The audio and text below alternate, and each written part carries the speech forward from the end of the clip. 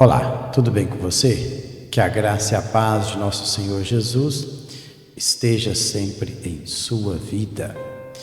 Hoje estarei meditando em mais um texto da Palavra de Deus. Como no mês passado foi o dia da Páscoa, comemorado esse dia, hoje eu vou falar alguns minutinhos sobre a Páscoa. Vamos lá para o Êxodo capítulo 12.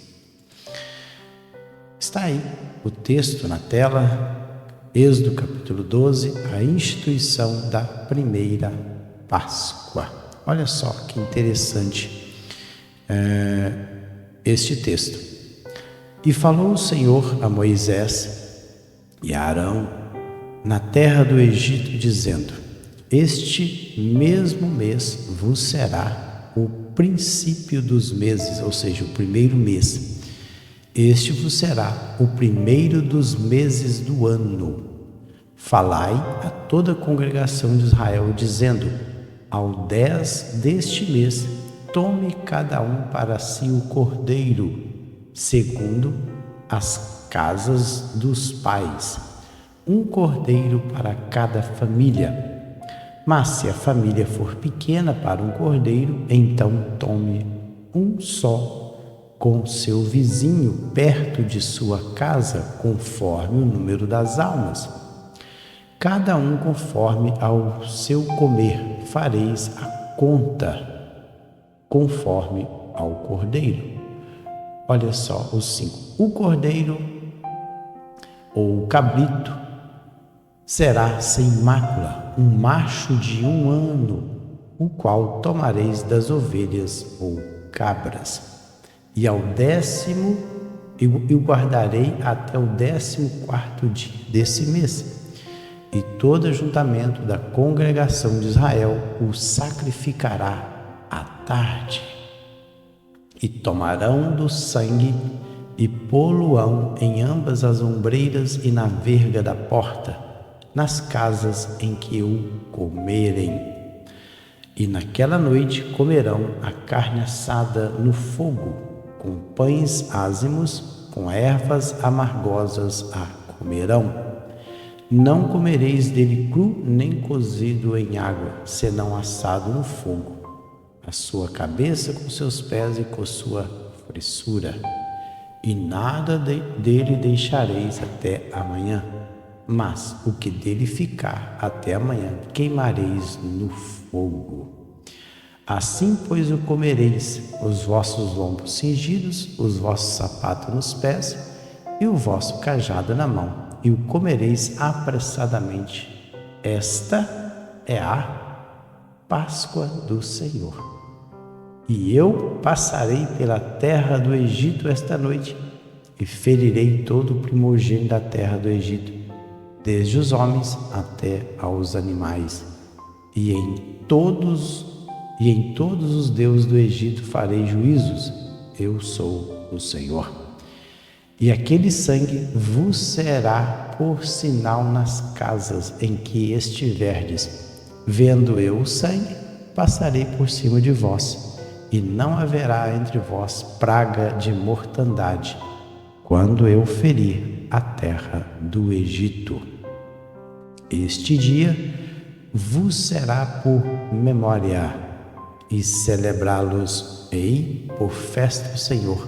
Nas vossas gerações os celebrarei por estatuto perpétuo. Interessante, estatuto perpétuo. Então, eu coloquei o texto em hebraico aí também. Tá? Alguma dúvida a gente pode consultar aí o hebraico. O perpétuo aqui é olam, perpétuo, a palavra hebraica aí é olam, essa palavrinha aqui, ó, olam. Olam é de longa duração, não é que é para sempre, nem sempre essa palavra significa que é por toda a eternidade. Também significa contínuo, futuro, indefinido ou sem fim, eternidade. Eternidade também, olam também fala de eternidade. Mas também, um dos significados da palavra olam é de longa duração. Também significa isso. Então, essa é a Páscoa, a Páscoa do Senhor. Então, o povo de Israel, eles tinham ficado aí, essa é a versão NVI, o povo tinha ficado no Egito por aproximadamente 400 anos. Eles foram lá através de Jacó. Primeiro chegou José. José foi vendido como escravo para o Egito. Seus irmãos o venderam. Então José, ele chegou na frente. Talvez aí uns 30 e poucos anos ele chegou na frente. Aí veio a fome. Jacó e toda a sua família, eles desceram para a terra do Egito. E lá ficaram por aproximadamente 400 anos. Morreram os faraós, morreu toda aquela geração. Levantou-se um outro rei do Egito que não conhecia a benevolência e as bondades do Senhor, que tinha feito através do povo de Israel na vida do povo egípcio, e começou a oprimir o povo de Deus.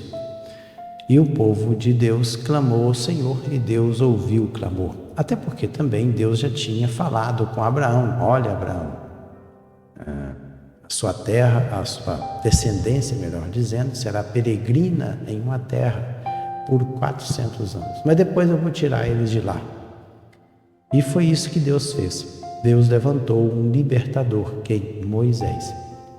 Moisés, todo mundo conhece a história de Moisés. Ele, no tempo em que ele nasceu, o rei do Egito, desesperado pelo número de crianças que nasciam ali, nas famílias israelitas, do povo hebreu, ele começou a matar as crianças através das parteiras.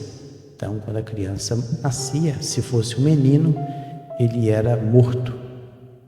Então, mas a família de Moisés, a Joquebede, ela esconde Moisés por um período. Não podendo mais, ela coloca o menino dentro de um cesto, tecido ali, e colocado ali um material para calafetar e impermeabilizar aquele cesto, produto de petróleo provavelmente, e o colocou no rio Nilo. E ele foi cuidado, achado ali por providência divina pela filha do rei Faraó, e a mulher cuidou de Moisés como fosse o seu próprio filho. Moisés cresceu, muito provável ficou sabendo que ele era um israelita, e Moisés, ele estudou toda a cultura egípcia.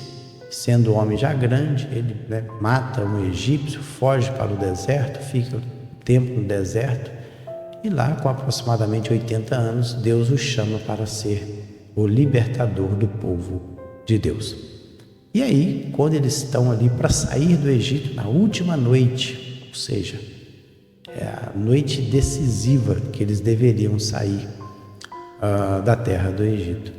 E nesta noite o Senhor falou, Deus falou para Moisés e Arão: esse mês, o mês de Abib, ele será o primeiro mês para vocês. Então, no 14º dia desse mês, vocês vão separar um cordeiro ou um cabrito de 1 ano, sem defeito, sem mancha, sem nada. Grave isso: sem mancha, sem defeito, sem mácula. E vocês vão separar ele até o 14º dia. Então, no 10º dia, separa o cordeiro, leva para sua casa, e no 14º dia, aí no pôr do sol, a NVI fala pôr do sol, logo crepúsculo da tarde, ao pôr do sol, vocês deverão sacrificá-lo, matá-lo.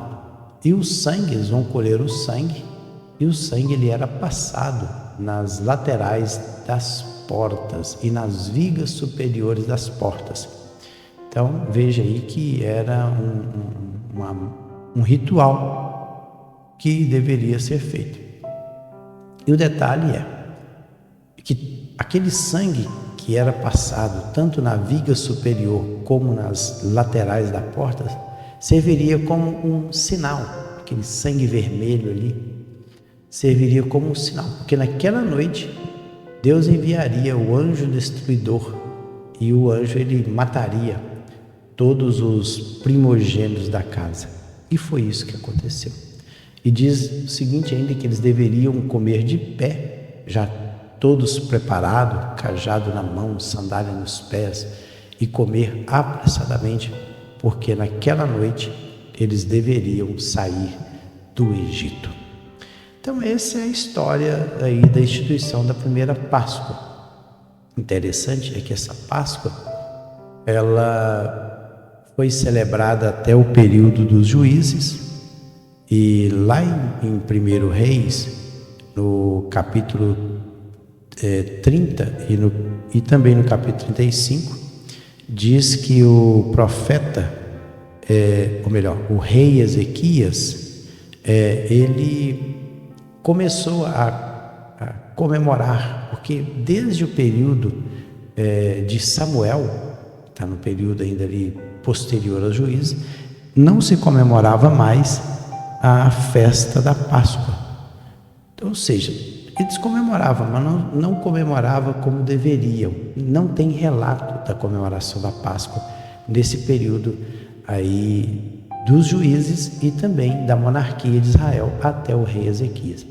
O fato é tanto que lá no capítulo 30 do livro dos Reis é mencionado que a festa da Páscoa foi comemorada no segundo mês do ano. Segundo mês do ano, não no primeiro e no 14º dia do segundo mês, porque não conseguiu o número suficiente de sacerdotes para fazerem a celebração. Interessante esses dados. E então, no segundo mês ele celebrou, mas com Josias aí sim, aí está no capítulo 35 do livro dos Reis. Aí Josias ele fez a celebração da Páscoa do Senhor. Aí está registrado em Reis. Mas o que eu quero chegar à conclusão é o seguinte, é que essa Páscoa, ela tinha uma realidade maior. Ela apontava para alguém. Ela apontava para Jesus. Se você der uma lidinha lá em primeiro, ou melhor, lá no Evangelho de João, no capítulo 30, 36, por ali. Parece que no primeiro 30. Vamos lá no 30. Vamos lá aqui, deixa eu ver, 30. João, Evangelho de João. Aqui, ó. 30, 29, ó. No dia seguinte, João viu Jesus aproximando-se e disse, olha só, vejam, é o Cordeiro de Deus que tira o pecado do mundo. E lá, novamente, no versículo 36, quando viu Jesus passando, disse, vejam, é o Cordeiro de Deus. Interessante. E outra coisa, aqui João estava, Jesus é o Cordeiro de Deus. Ele é o Cordeiro de Deus que tira o pecado do mundo.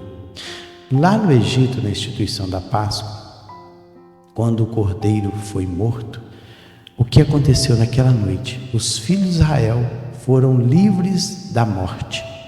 Primogênito, eles foram livres da morte e o povo de Israel saiu do Egito e foram em direção à terra de Canaã. É a libertação do povo de Israel do Egito. Então o Egito é o símbolo do mundo. O cordeiro apontava para Cristo. O sangue é o livramento, ali fala do livramento da morte. Eles, ali no passado, no Egito, o primogênito da casa, eles foram livres da morte física e foram livres do Egito, da escravidão do Egito. Mas Jesus, o verdadeiro Cordeiro Pascal, ele não somente livra o homem, o primogênito da casa, mas ele livra toda a humanidade do pecado. Cristo, como nosso Cordeiro Pascal, ele tirou o pecado, nos libertou do Egito, nos libertou deste mundo de escravidão. Nós éramos escravos do pecado, assim como o povo de Israel, eles eram escravos do Egito. Nós éramos escravos do pecado.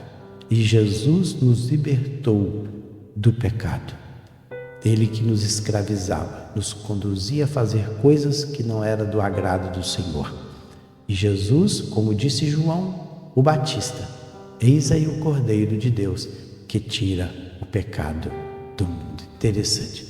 Lá no livro do profeta Isaías, no capítulo 53, versículo 7, diz: ele foi oprimido e afligido, contudo não abriu a sua boca. Como o cordeiro foi levado para o matadouro, e como ovelha que diante de seus tosqueadores fica calada, ele não abriu a sua boca. Como um cordeiro foi levado ao matadouro. No Isaías 53:5, mas ele foi traspassado por causa das nossas transgressões, foi esmagado por causa de nossas iniquidades. O castigo que nos traz a paz, que nos trouxe a paz, estava sobre ele, e pelas suas feridas fomos curados. Então veja bem que a Páscoa celebrada pelo povo de Israel tinha uma realidade maior, e essa realidade é Cristo Jesus.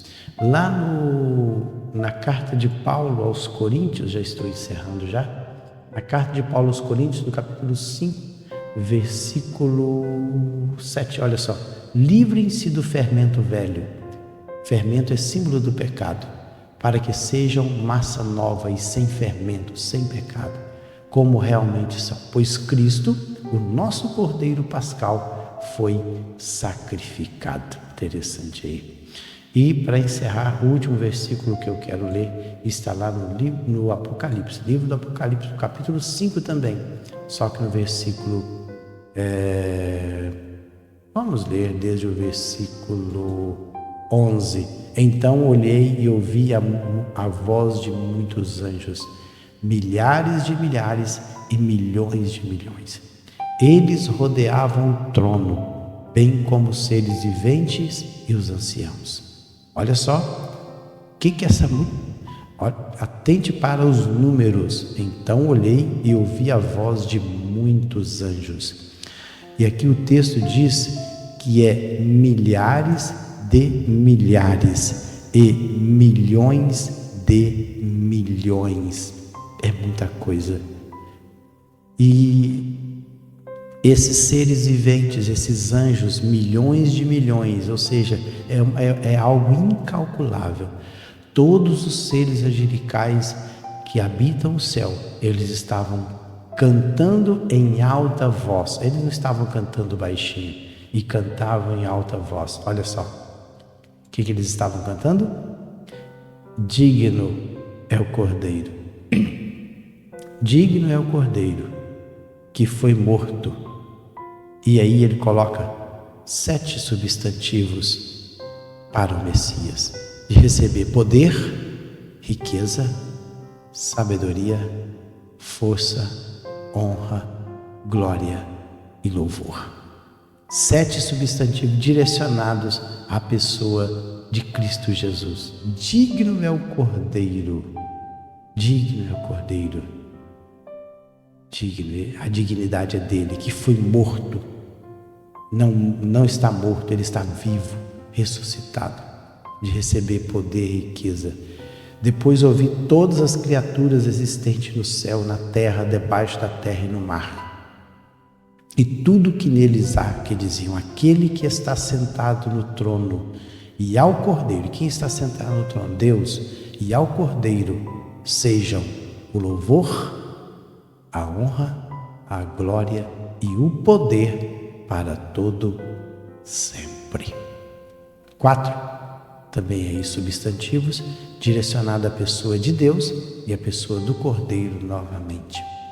E quero ainda ler, sei que está ficando longo o vídeo, mas um outro versículo que eu quero ler é a carta de Paulo aos Filipenses, ele falando sobre a pessoa de Cristo. Olha, seja a atitude de vocês a mesma de Cristo Jesus. Deixa eu ler na ACF, que ela é mais interessante.